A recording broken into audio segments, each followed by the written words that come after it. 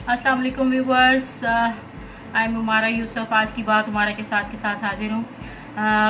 आज का जो टॉपिक है मुझे आज समझ नहीं आ रहा था आज आपके साथ क्या शेयर करूँ, क्योंकि मैंने सोचा कि आजकल एक बुक मैंने स्टार्ट की हुई है, दैट इज़ अबाउट दरवेश वगैरह के बारे में है, और the book name is the 40 rules of love. अभी मैंने ये कंप्लीट नहीं की, लेकिन तो ये अलिफ शफीक हैं, इनकी जो राइटर हैं, फीमेल राइटर हैं और टर्की की हैं। और इनका मैं आपके साथ ये करती रहूँगी। मैंने कुछ बुक्स, बड़ी इंटरेस्टिंग बुक्स जो मैंने अपनी अभी तक पढ़ी हैं, और उनका रिव्यू लिखने का तो टाइम नहीं मिलता इतना ज़्यादा, लेकिन कोशिश करूँगी कि मैं इसके जो पूरा है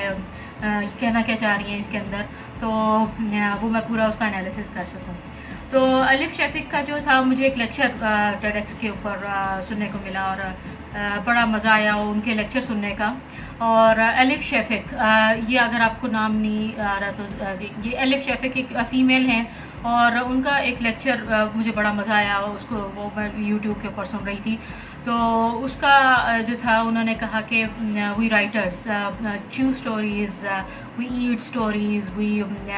और इस तरह से, मतलब कि वर्ड्स के ऊपर भी उन्होंने कहा कि हम लोग जो वर्ड्स हैं, हम लोग जो भी बात करते हैं तो हम लोग उसको डाइजेस्ट भी करते हैं, हम लोग उसको खाते हैं, उसको चबाते हैं और हम लोग उसको खाते हैं, और उसके बाद फिर उसकी यूटिलिटी जो है वो हम लोग इंजॉय करते हैं अपनी जैसी भी होती है ना, उसको हम लोग उस चीज़ को इंजॉय करते हैं। और उनकी बात मुझे बड़ी मज़ेदार लगी कि वाकई जो हम लोग कोई भी एक अच्छी तहरीर पढ़ते हैं, तो और हमें लगता है कि ये एक बड़ी मज़ेदार तहरीर है, तो वो वाकई हम लोग उसको एक तो इस पॉइंट ऑफ व्यू से नहीं देखते कि हम लोग उन वर्ड्स को च्यू करते हैं और उसको महसूस करते हैं, और उसको महसूस करने के बाद आप एक इंजॉय करते हैं उसको, जिस तरह से आपके खाने को इंजॉय करते हैं ना, एक अच्छे डिलीशियस खाने को। इसी तरह जो अच्छी राइटिंग्स होती हैं तो उसको भी सारे च्यू करते हैं और उसको इंजॉय करते हैं। तो जो रिसर्च स्टूडेंट्स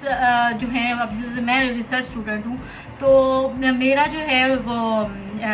राइटिंग का जो है वो एक्सपीरियंस वो इतना ज़्यादा तो नहीं है, लेकिन मैंने फ़ारिग वक्त में, कहते हैं ना कि इतना उसको किया कि मैंने एक किताब भी लिख डाली है। तो लेकिन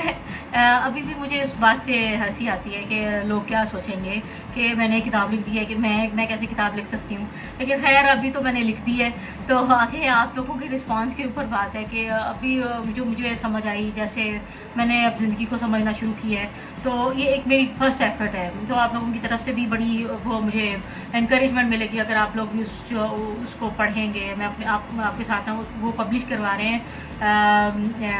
किस्सा जो है आपका, दास्तान पब्लिशर्स हैं, तो उनकी तरफ से वो आएगी बुक, और कुछ देर में मार्केट के अंदर आ जाएगी। लेकिन आपको इससे पहले बताऊँ, कुछ दिनों पहले मेरी बुक कंप्लीट होगी भी है, एडिटिंग कंप्लीट होगी, सारा कुछ हो गया, तो अभी उसकी फाइनेंसिंग बाकी नहीं थी, और मुझे एक दफ़ा ये कोरोना का जो था वो सिस्टम शुरू हो गया। और लेकिन मुझे इस बात पे पड़ा हुआ कि यार, कुछ मैंने यूट्यूब वीडियोस देखी, और उसके अंदर ये जो इमाम मेहदी के आने का ज़हूर का टाइम हो गया है और क़यामत की निशानियाँ आने वाली हैं, तो मुझे लगा कि जैसे ना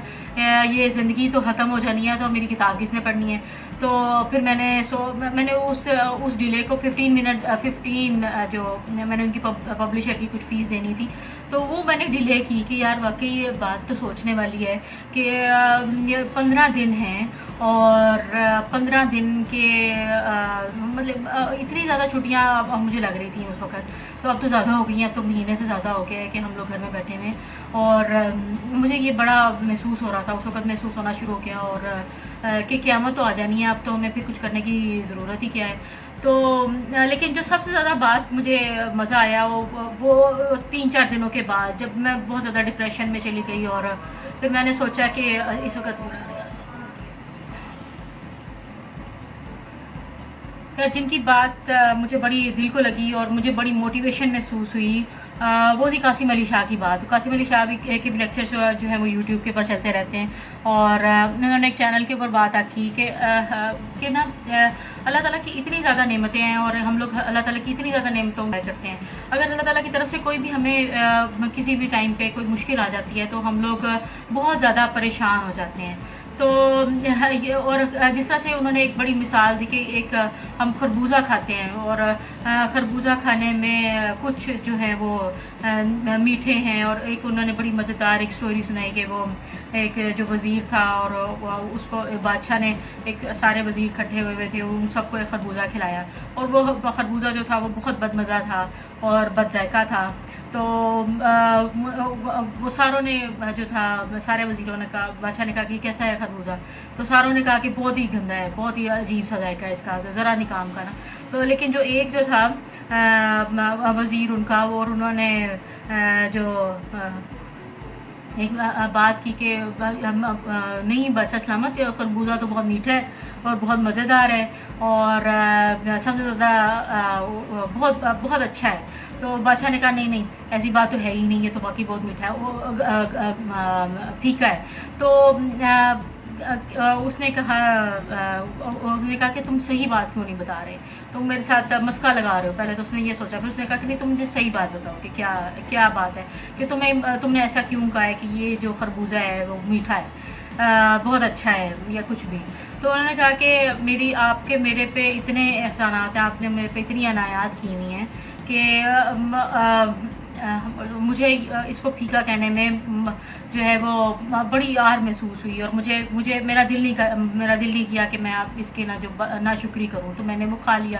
تو ہم لوگ کیونکہ یہ روزمرہ کی باتیں ہیں اور بہت ساری ایسی باتیں ہیں کہ جس میں ہم لوگ اللہ تعالیٰ کی ناشکری کر جاتے ہیں. یہ اللہ تعالیٰ کی طرف سے ایک بہت بڑی آزمائش ہے، اور اس آزمائش کا سامنا ساری دنیا کر رہی ہے. اور یہ اگر اللہ تعالیٰ نے ہمیں اتنی نعمتوں سے جہاں پر ہمیں نوازا ہے اور ہماری اتنی قدر کر کے رکھی ہوئی ہے، اور ہمیں اتنا میرے خیال میں تو جو اس وقت یوٹیوب کا چینل دیکھ رہا ہے، جو اس قابل ہے کہ وہ اپنا انٹرنیٹ کو انجوائے کر رہا ہے، اپنا ٹھنڈے کمرے میں بیٹھا ہوا ہے اور اپنی ابھی تک جو ہے وہ اچھی زندگی گزارا، تو وہ ایک اچھا ہے اپنی فائنینشلی، اس کے اوپر اللہ تعالیٰ کا بڑا کرم ہے. تو اپنے اللہ تعالیٰ کے کرم کو سب سے پہلے ہمیں نہیں بھولنا چاہیے، اور اللہ تعالیٰ کے جو اللہ تعالیٰ نے ہمیں نعمتیں دی ہیں ہمیں ہر وقت ان کا شکر ادا کرتے رہنا چاہیے. اور اگر اللہ تعالیٰ کی طرف سے کوئی ایسی مشکل آ جاتی ہے تو ہمیں تب بھی اللہ تعالیٰ کا شکر ادا کرنا چاہیے، کہ اللہ کا بہت زیادہ شکر ہے کہ ہمیں اتنے برے حالات کے باوجود بھی، جہاں پر پوری دنیا کلیش کا شکار ہے اور اکانومی ایسے ڈوبی پڑی ہے، تو ہم لوگ اللہ تعالیٰ کی ناشکری نہ کریں. تو یہ بات مجھے بڑی اس وقت مجھے بڑا یہ ان کی جب میں نے اسٹوری سنی قاسم علی شاہ کی کہ انہوں نے یہ بات کی، تو میرے دل کے اندر انرجی پیدا ہوئی، جیسے نا کہ آپ کے واقعی جو ہے نا جو ہماری زندگی کے اندر اللہ تعالیٰ نے اتنی نعمتیں دے دی ہیں، اور ہمیں ہر وقت اللہ تعالیٰ کا شکر ادا کر دینا چاہیے. اور اگر خربوزہ تھوڑے دنوں کے لیے پھیکا ہے یا کچھ بھی ہے، کچھ دنوں کے لیے ہم لوگوں کو اس طرح سے رہنا پڑ رہا ہے، تو پھر بھی اللہ تعالیٰ کا شکر ادا کریں اور اللہ تعالیٰ کی نعمتوں کا شکر ادا کریں، اور اللہ تعالیٰ سے توبہ کریں اور دعا مانگیں. اور سب کا بہت شکریہ. آج کی میری بات کا یہی مقصد تھا. Thank you very much. اللہ حافظ.